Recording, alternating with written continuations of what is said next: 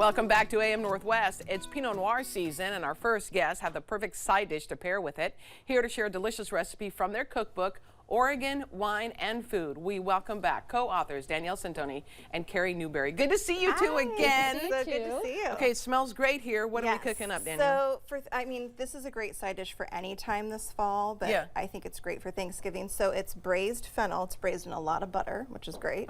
Then you add some tomato and some broth, and it has this topping. So what I love about fennel is it's very much in season right now. This is the prime time for fennel. Okay. A lot of people think... So we could use this as a side for Thanksgiving. Oh, for absolutely. Sure. Yeah. And I think a lot of people turn to green beans, which is great, but it's not really in season right now. So if you're gonna do a harvest meal, I think fennel makes a lot of sense. Oh, that's a good point. Yeah. Okay. And fennel, like it has a licorice, like an anise scent and flavor. It's kind of mild. But once it's cooked, that really mellows. So it's actually very sweet, and it won't have that licorice-y flavor. All right. So to prep it, if you've never done fennel before. I have not done fennel So the whole thing is edible. Like these are herbs. Like you can use this in salad. The fennel fronds, they're just delicious. Okay. And so are the stalks. So you start by cutting off the stalks. Okay, and then you cut the bottom so that the root's kind of gone and you have this flat base. Oh. Then I cut it down the middle. This is the part we're using. Yes. Okay. We use the bulb mostly. Okay. But you can use that. I mean, you could put this in dip. You can use it as like celery. Wow. Okay. There's always a core in there. You can totally leave it on. It'll soften as it cooks. But if you want like more individual pieces, take it out because then it'll fall apart better. So let's see. Let's turn it this way. So this is the core you're talking about. Yes, there's a core, and sometimes it goes all the way up. So if you want to keep the pieces together, you leave it in. If you want them separate, you kind of just cut it out like a little triangle. Oh, okay. And then it'll start to fall apart. Now you can cut it this way, and you have these half moon shapes, which is kind of nice. Right. For this dish, I like to cut it lengthwise, and it makes it a little straighter, which is like a little bit easier to serve. Oh, okay. So you can do it both ways. All right. So you cut it into some, half-inch thick slices. Careful there. Yeah. And then we don't like to see blood in cooking segments. Right. No, but see, I'll show you when I cut this way. It's a whole different shape. I see. Yeah, I get what you're saying. It's layered like onions. Yeah. So once you have that cut, you're going to put it in your pan with a stick of butter, and you're going to let it soften. It's going to look like this, very soft. That's got to take a while, right? It takes about 15 minutes. Okay. Covered. So once it's like this, now we add the other ingredients. Okay. So it's very easy. You just dump in some crushed tomatoes. This is about a cup. Okay.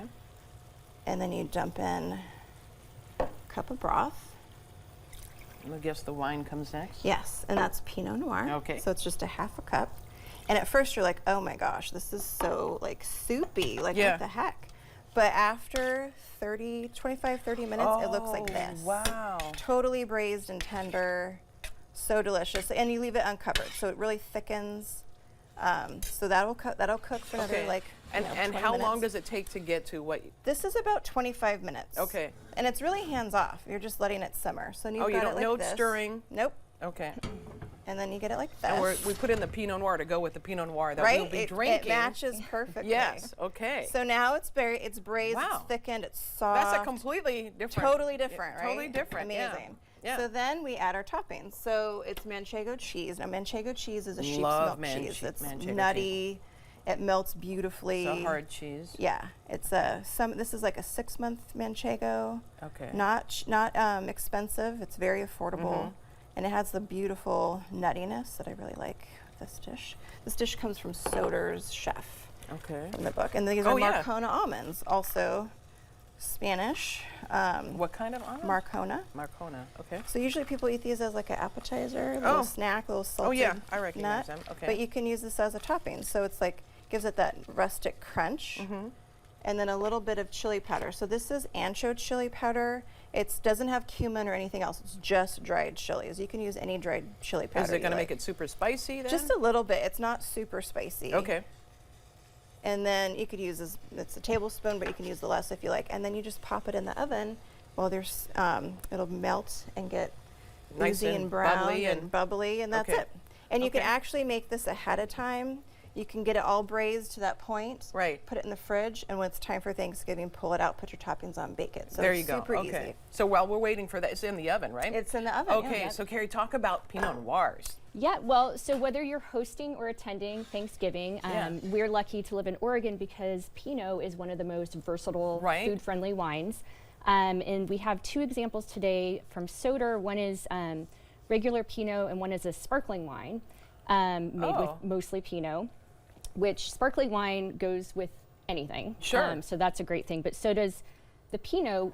It will go with match really well with turkey and a lot of side dishes like this one with the kind of bright acidity. It's a pretty earthy, red wine. So it's kind of like a go-to for pretty much anything on the Thanksgiving table. All right.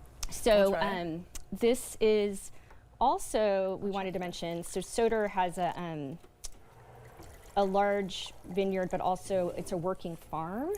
And Thanksgiving is one of the largest weekends for visiting wineries in Oregon. So a lot of wineries. Oh, that's right. Everyone's going to the wineries. Yeah, for sure. Even ones that aren't open to the public are usually open. And so if you have guests who are in town and you need something to do, they have a really cool provisions tasting where they serve family-style dishes that are made from all ingredients grown on the farm. Oh, I love it. Which is pretty cool. Yeah, but yeah, this is their Pinot. Okay. And this is what the Boy, that smells right. Doesn't it smell so good? Yeah. Okay. Okay, if you don't, I'll just dish you up a little bit here. Thank you. All right. But do we get to try this? Yes. Is it rude to sample this? No. While you're you got to slaving away in prime the your kitchen? palate. Gotcha. Wow, that's really good. That's really good. Is there any kind of theory behind you put Pinot in the dish and then having Pinot with the meal? Does it really matter, or seems like we're layering flavors and that seems like a great thing to do? I think it is, because Pinot often has like cherry flavors or mushroom flavors, and then you want to echo those in the dish. If I threw in like a Cabernet and it was like super oaky and really tannic, that's going to change the flavor a little bit. It's not super intense, but it's better to match what, the wine that you're drinking with the wine in your food than not. So you've got a book event, so tell me about that while I take a bite. Oh, right, yeah. So we'll be at the Oregon Historical Society on December 3rd for their Holiday Cheer book event, and it's book authors from all over the Northwest, fiction, nonfiction, including a few cookbooks. So we'll be there signing books, and it'll be a lot of fun. It's all day. This is really good. It's great, right? It's great. Yeah. And it doesn't taste fennel-y, in my opinion. Good. That's a compliment. Yeah, because a lot of people don't like fennel and they shy away from it, but it's actually a wonderful vegetable. Wow, yeah. that is so awesome. seasonal. I love it. Yeah. So the book again is Oregon Food and Wine. Danielle and Kerry, thank you so much. Thank you. Wine and food. Wine and food. Or food and wine. Was there a discussion, an argument? What goes first? Well, it's all about winemakers, so we put the wine first. That makes sense. Yeah. All right. Yeah. Well, cheers and thank you. Cheers. Here's yours. Oh, thank you. You got to after working so hard. Cheers. Yes. All right, we'll be right back with more AM Northwest. Don't go away. That's really good.